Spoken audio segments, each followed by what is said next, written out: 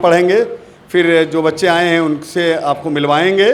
कुछ बच्चे कल आएंगे, परसों भी आएंगे, तो मिलते रहेंगे आपसे। रोहित अग्रवाल, देखिए पहला नाम रोहित अग्रवाल का है, 2862 रैंक इनकी है। फिर दिनेश पटेल,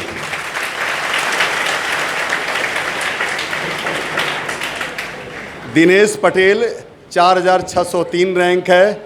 इसके बाद जेनित 1962 रैंक है। सुशांत 4596 रैंक है। उत्कर्ष 1441 रैंक है। ये बहुत अच्छी रैंक है बेटा, क्योंकि कॉलेज जो है वो 15000 रैंक तक मिलता है आईआईटी का, तो ये रैंक जो है बहुत ही अच्छी रैंक मैं पढ़ रहा हूँ। अभिषेक 9164, दीपेश 2397,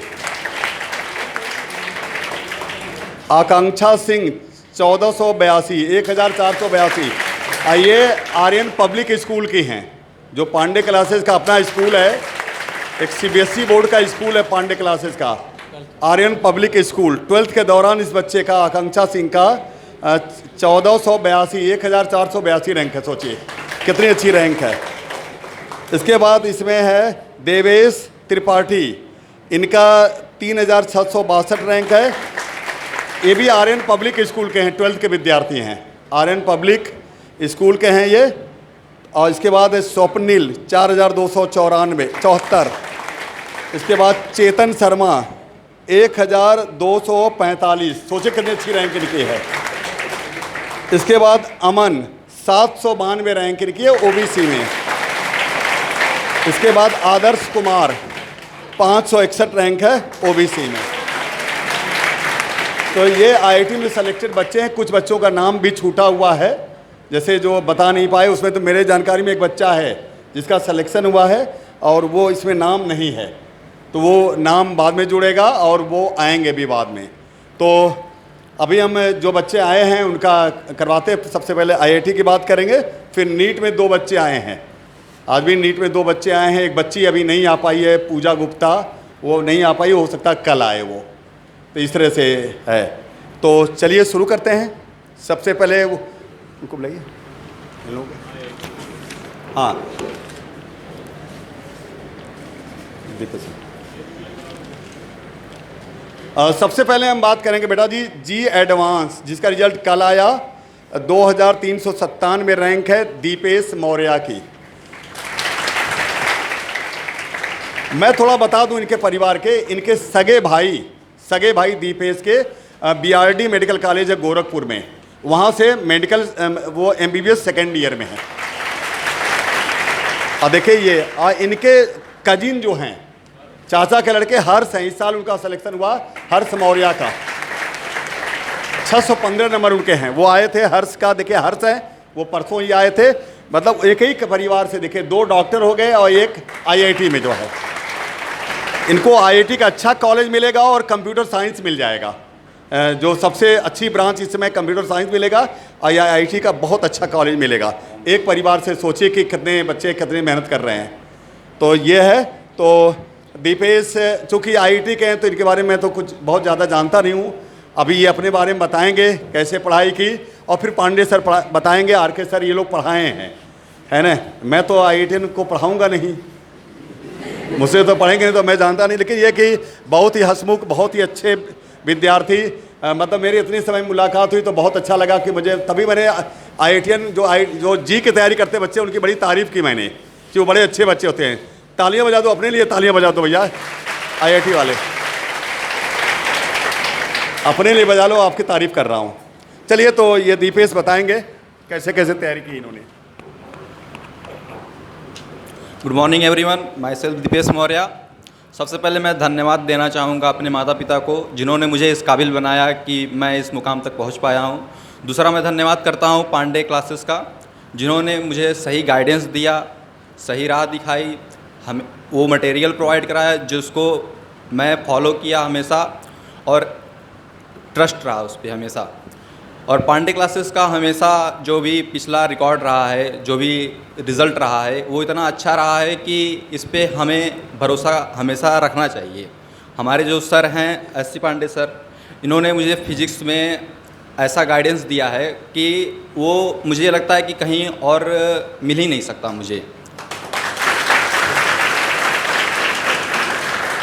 और केमिस्ट्री में आर के सर ने मुझे मतलब पहले मुझे तो रटने वगैरह में बहुत दिक्कत होता था, इनऑर्गेनिक वगैरह, लेकिन सर ने ऐसा बताया ट्रिक वगैरह, उसको मैंने यूज़ किया तो मुझको लगा कि सबसे इजी तो मेरे लिए केमिस्ट्री है। केमिस्ट्री एक स्कोरिंग सब्जेक्ट रहा है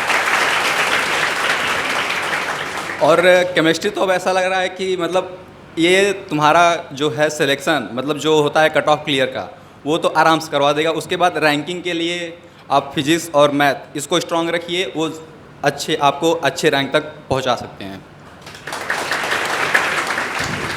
और यहाँ का जो मॉड्यूल है, आप कभी कभी होता है कि स्टूडेंट सोचते हैं कि हम बाहर का ये लगा लें, उनका वो लगा लें, किसी और एडिशन है उनका ये कर लें वो कर लें। वहाँ पे आप मत जाइए, आप टोटली ट्रस्ट कीजिए। जो यहाँ पे आपको मॉड्यूल मिला है उस पर ट्रस्ट कीजिए और ज़्यादा से ज़्यादा आप कहीं भी जाइए तो PYQ पे जाइए। और जो आप टेस्ट वगैरह देते हैं, जो टेस्ट है वो बहुत ही ज़्यादा इंपॉर्टेंट रोल प्ले करता है। कभी कभी होता क्या है, स्टूडेंट टेस्ट वगैरह देते हैं, उसमें गलतियाँ तो देखते हैं लेकिन वो उसका सॉल्यूशन देख के छोड़ देते हैं। लेकिन हमको ऐसा नहीं करना चाहिए। जो क्वेश्चन आपको ना आता हो, गलत हो जाता हो, उसको आप प्रॉपरली नोट कीजिए और उस कॉन्सेप्ट को देखिए कि आपका उस कॉन्सेप्ट में कहाँ पे कोई चीज़ वीक हो रहा है। वो पूरा कॉन्सेप्ट ही आप थोड़ा सा गलत उसको पढ़ लिए हैं या फिर उसमें आपका थोड़ा सिली मिस्टेक है, उसको आप एक प्रॉपर तरीके से नोट कीजिए। क्योंकि आपका जो मिस्टेक है टेस्ट में, जो क्वेश्चन आप नहीं कर पाए हैं, वही आपका थोड़ा बेस देता है कि आप एक अच्छे रैंक तक पहुंच सकते हैं। और होता है कि स्टूडेंट के अंदर होता है एक डिस्ट्रैक्शन से बचने का सबसे बेस्ट तरीका ये है कि आप जहाँ पे भी पढ़ते हैं वहाँ पे आप अपना रैंक लिख दीजिए। जो आपको रैंक चाहिए, जो IIT आपको चाहिए, वो अगर आप लिख देंगे ना, आप उसको जब भी पढ़ने बैठेंगे, आप थोड़ा सा भी कुछ भी उठाएंगे पढ़ने बैठेंगे, जब आप वो देखेंगे तो आपको रियलाइज़ होगा कि अभी आप बहुत कम ही पढ़े हैं वहाँ तक पहुँचने के लिए। अगर आपको वो चीज़ हमेशा स्ट्राइक करेगी कि हाँ अभी मुझे यहाँ पे पहुँचना है, अभी मेरा ये बचा हुआ है, मुझको ये कवर कर लेना चाहिए, तभी और कोई काम करना चाहिए। और जैसे होता है कि डिस्ट्रैक्शन पे मेरे हिसाब से सबसे बड़ा डिस्ट्रैक्शन तो आजकल का फ़ोन ही है। तो फ़ोन यूज़ करिए सिर्फ अपने, जैसे कोई सॉल्यूशन वगैरह हुआ, सर से वगैरह बात करना हुआ, उतना यूज़ करिए। ज़्यादा उसको हैबिचुअल मत बनाइए। फ़ोन अवॉइड ही कीजिए और कोशिश करिए कि आप कीपैड ही फ़ोन रखें, ज़्यादा बेटर है। सॉल्यूशन वगैरह कुछ देखना हो, कुछ भी पूछना हो, क्वेश्चन वगैरह, तो यहाँ पे सर वगैरह तो अवेलेबल रहते ही हैं हमेशा हेल्प करने के लिए। बाकी और कोई डिस्ट्रैक्शन हो तो सर वगैरह से मिलिए। सर लोग आपको बहुत ही बेहतर तरीके से गाइड करेंगे। एकेडमिक, नॉन एकेडमिक दोनों ही चीज़ों में सबसे बेस्ट सॉल्यूशन प्रोवाइड करते हैं और आपको ऐसा नहीं लगेगा कि आप सर से बात कर रहे हैं, बहुत फैमिलियर और फ्रेंड्स जैसा लगता है।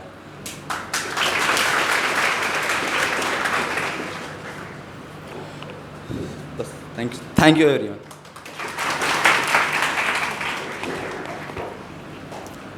बच्चों, अभी आपने देखिए बहुत सारी अच्छी अच्छी बातें सुनी और जब आप किसी ऐसे स्टूडेंट से सुनते हैं जिनका सिलेक्शन हुआ, तो उसे सोचना भी चाहिए कि इन्होंने भी हमारे जैसे पढ़ाई किया है और इन्होंने अपना अच्छा सा रिजल्ट ले आए और इनको एक नया रास्ता मिला और जीवन के लिए अब नए तरह से शुरुआत करेंगे। और ये दिन सबके मन में होता है कि हमारा एक अच्छा करियर हो, एक अच्छा शुरुआत हो। और IIT जैसे संस्था, IIT में जाना बहुत सबके लिए पॉसिबल तो नहीं होता, लेकिन हर बच्चे इफ़र्ट करते हैं और बच्चों सबके लिए पॉसिबल होता है। बस हमारे मन में क्या होना चाहिए, एक ही एम होना चाहिए, सिंगल एम, केवल कि मेरे को ये करना ही है। और जब हम अपना टारगेट बना लेंगे, एम बना लेंगे, तो हमारे अंदर जिद और जुनून ज़रूर आएगा कि हमें उसे पाना ही है, हमें उसमें इंटरेस्ट है। तो उसके लिए फिर हम अपने आप खुद ब खुद रास्ते बनाना शुरू करते हैं। तो जैसा अभी आपने सुना, इन्होंने बड़ा अच्छा रैंक ले आए, IIR ऑल इंडिया रैंक, और इन्होंने पढ़ाई के अपने टेक्निक्स बताए कि कैसे हमने पढ़ाई किया, किस तरह से अपने चीज़ों को कंसंट्रेट करके रखा। इन्होंने अपनी ही बात तो आपको बताई ना कि जब हमारा एम होगा कि हमें ये करना है तभी हम उस डायरेक्शन में चलेंगे, और जब हमारा एम ही नहीं है, टारगेट ही नहीं है, हम बस केवल किताब उठाते हैं, बैग लेते हैं, बैठ के पढ़ते हैं 2 घंटे 3 घंटे, फिर अपना कोचिंग आते जाते, पर ये कभी नहीं सोचते कि आगे ऐसा हम सब क्यों कर रहे हैं, तब तक हमारा मन ही नहीं लगता। तब उसी समय क्या होता है, हमारा डिस्ट्रैक्शन होता है। क्योंकि आज के दिन, आज के टाइम में बच्चों का, कौन सा बच्चा, आप यहाँ आए हैं तो इसीलिए तो आए ना कि आपका सिलेक्शन हो, अब तो पढ़ने ही आए हैं, हर लोग पढ़ने ही आया है। फिर इसी में से कुछ बच्चों का अच्छा रिजल्ट आ जाता है, कुछ बच्चों का अच्छा नहीं आ पाता। उसका कारण सिर्फ यही होता है जो इन्होंने दीपेश ने बताया, डिस्ट्रैक्शन सबसे पहला ये है। अब उससे बचने का तरीका क्या है कि हमारा टाइम मैनेजमेंट बहुत अच्छा हो और इस बाकी चीज़ों के लिए समय ही नहीं होना चाहिए। और हमें पहले क्या करना है, जैसे इन्होंने कहा कि अपनी रैंक लिख लो, तो ये करने का मतलब है कि अपना टारगेट तुम सेट कर लो कि मेरे को आईआईटी बॉम्बे में कंप्यूटर साइंस लेनी है, मेरे को आईआईटी में ये ब्रांच से ही पढ़नी है और इसी आईआईटी में पढ़नी है। अगर ये आईआईटी में ही मेरे को पढ़ना है, इसके अलावा कोई नहीं, ये तो हमारा टारगेट सेट हो गया। अब जब हम किसी समय लापरवाही करेंगे, मन नहीं लगेगा, कोई वजह होगा, तो ये मेरे मन में आएगा, मेरे को इस आईआईटी में पढ़ना है, मेरे को आईआईटी में रैंक लानी है, और मेरे को वो रैंक लानी है जिसका न्यूज़पेपर में एडवर्टीजमेंट होगा, मेरे को वो रैंक लानी है जैसे कि मेरे पेरेंट्स भी मेरे साथ हों और उसका फ़ोटोग्राफ हम लोगों का पूरे कंट्री में जाए, न्यूज़पेपर में जाए। बच्चों, ऑल इंडिया रैंक 1 भी कोई लाता है और ऑल इंडिया रैंक 1 आप ला सकते हैं, आप में कोई कमी नहीं है। बस एक डायरेक्शन में चलो, एक डायरेक्शन में सोचना शुरू कर दो, और केवल सिलेबस पढ़ने से ही तो रैंक आती है।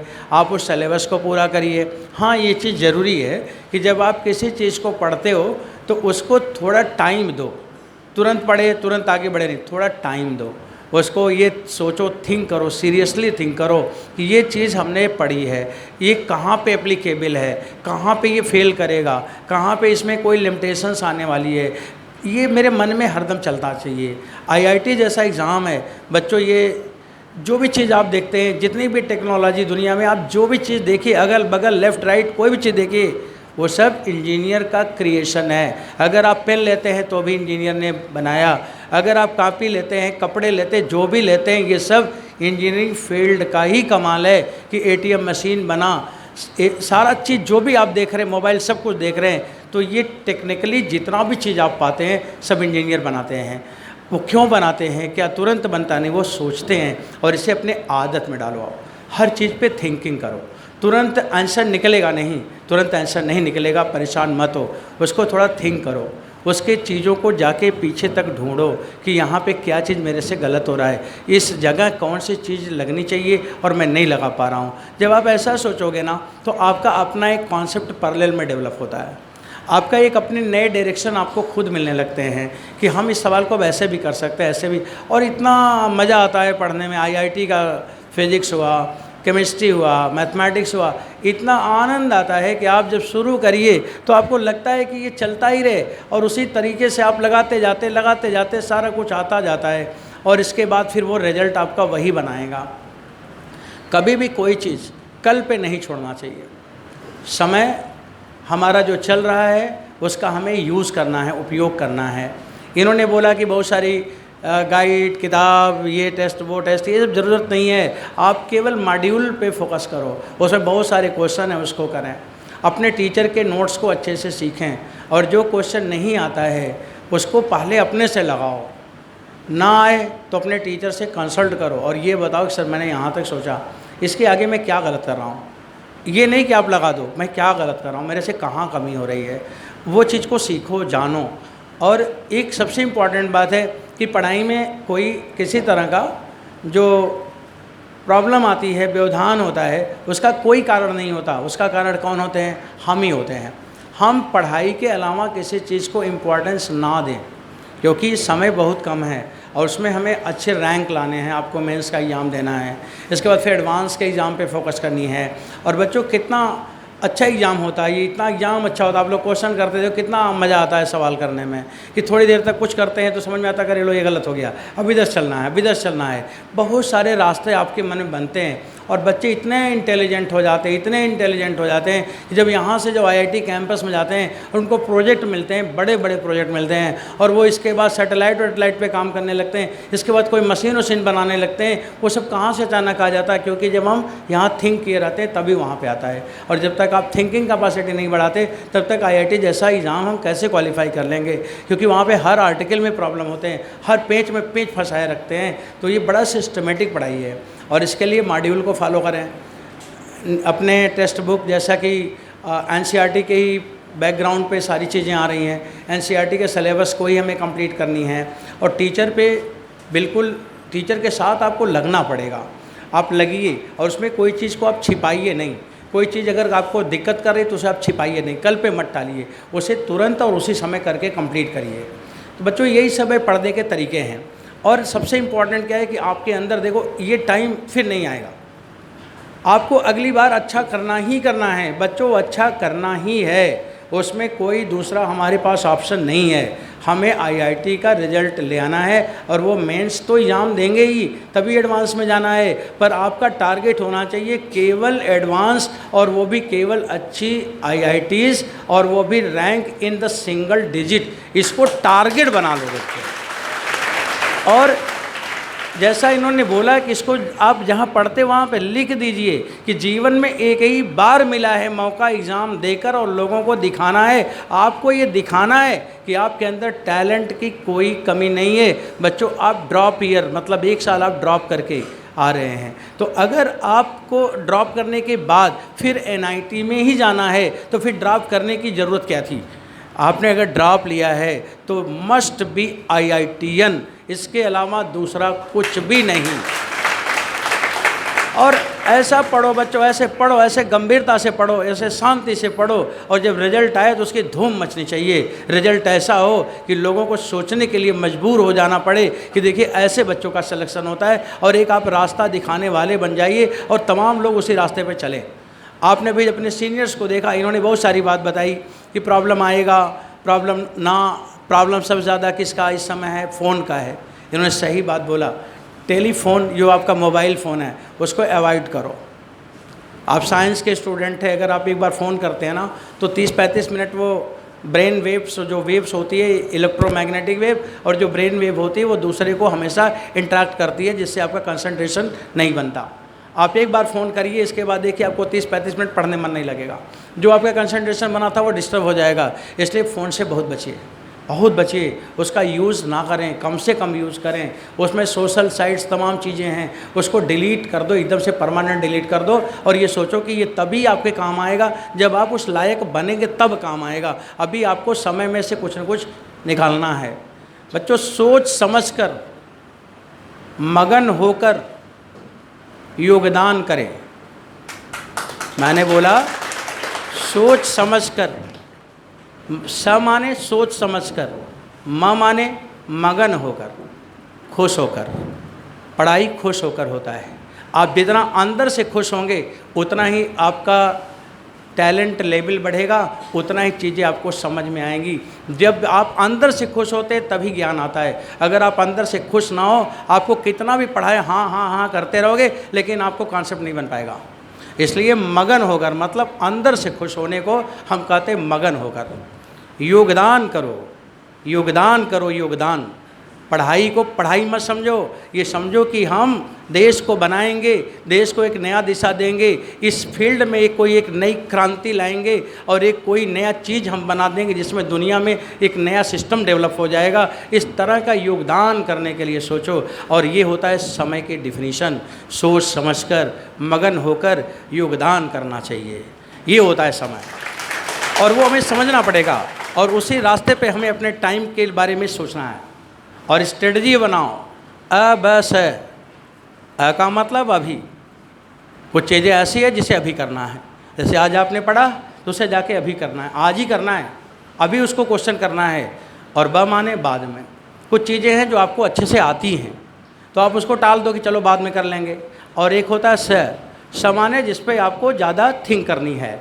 उसके लिए आपको अपने से ट्राई करना है कि सोचना है, समझना है। तो ये कि ये स्ट्रेटजी होनी चाहिए बस है कि आप जो भी चीज़ अभी पढ़े हैं, आज आपने जब क्लास किया तो उसमें एक होगा माने अभी जाके करना है, एक होगा कि इस टाइप का सवाल हम बाद में कर लेंगे, और कुछ ऐसे भी क्वेश्चन होगा जिसको आपको ज़्यादा अभी सोचना समझना है। ये स्ट्रेटजी होनी चाहिए और उसी के हिसाब से अपनी पढ़ाई करनी चाहिए। नहीं आप क्या करते हैं, कोई ऐसा सवाल उठाते हैं जो आपको समझ नहीं आ रहा है, क्लास में नहीं किया गया, या आपको कुछ उसमें अलग और कॉन्सेप्ट लग रहे हैं, उसको आप पहले लेके भिड़ गए, आपने 4 घंटे 3 घंटे उसमें बर्बाद कर लिया, आपको टेंशन हो गया, आपने गलत चुना ही है।